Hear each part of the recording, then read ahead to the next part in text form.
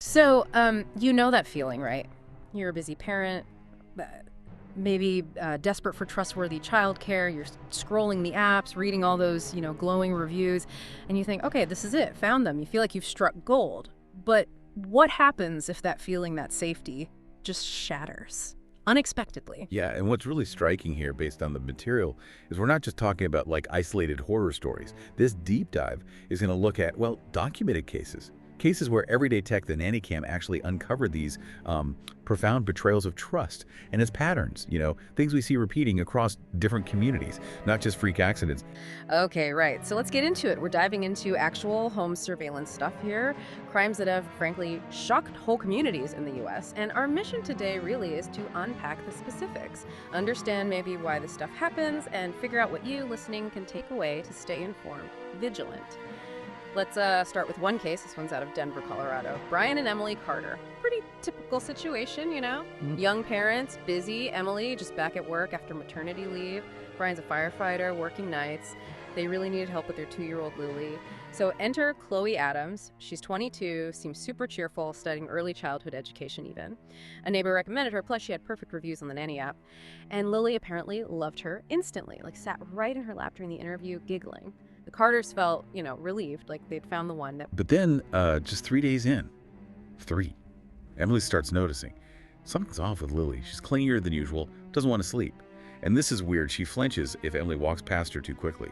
That wasn't like Lily at all. No. And maybe the biggest thing, she suddenly refused, point blank, to go into the playroom, which is where Chloe spent most of the time with her. These little things, these subtle shifts, they just sparked Emily's intuition, her gut feeling.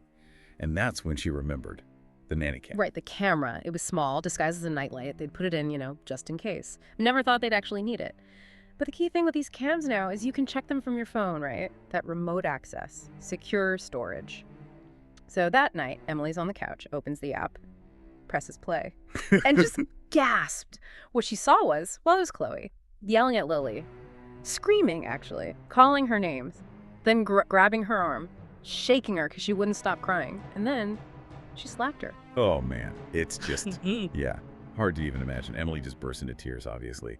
Brian watched it, couldn't believe it, just standing there with his fists clenched, seeing that happen to his daughter in their own home. Their reaction, though, it was immediate, decisive. They didn't confront Chloe the next morning, no drama. They just called the police, and the police arrived within an hour, saw the footage, arrested Chloe right there. Wow. Okay, and you'd think that's the worst of it, right? The footage itself is horrifying enough. But then, and this is where it gets really disturbing, you mentioned what they found on Chloe's own phone. Police checked it and found more videos she took herself. In these, she's mocking Lily, staring her with loud noises on purpose, even pretending to lock her in the bathroom and laughing about it. And get this, she was posting these clips anonymously on some forums, calling them babysitter confessions. And the reaction online, people using laughing emojis, just... Unbelievable. In the end, Chloe got charged with felony child abuse, sentenced to 6 years. But, and this is critical, the trauma for Lily, for the Carters, that's ongoing. That doesn't just end with a sentence. And that online piece, it highlights something really unsettling, doesn't it? This need for validation, even for cruelty, as it sort of points to this weird disconnect online where anonymity can breed, depravity almost.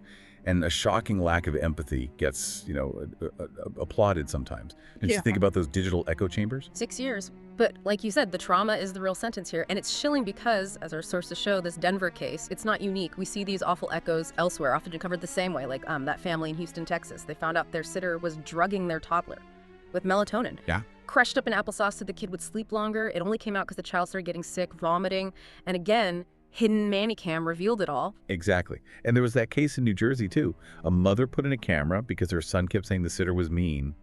What she found was just horrifying. The sitter was having strangers over, men, drinking, smoking in the house. And one of the men even went into the kid's bedroom while the sitter was asleep on the sofa. That footage actually went viral, which helped catch her. Okay, so we have these cases, these patterns. It's incredibly disturbing, but what does it all mean? Like, why? Why does this keep happening? Is there something about, I don't know, the way we find childcare now? Or something bigger? What do the sources suggest is behind this? That's the core question, isn't it? Yeah. The sources seem to point to a few converging things. First, there's just, well, basic human deception. Some people are incredibly good at faking it, background checks, reviews. They don't always catch it. Second, the reliance on apps. They're convenient, sure, but maybe create a bit of a false security blanket. Reviews could be skewed, or maybe based on just one good day, and it sometimes maybe replaces that deeper checking of references, really talking to people. And third, frankly, sometimes parents are just desperate, like the Carters. You need help now, and maybe you overlook small red flags because the need is so urgent.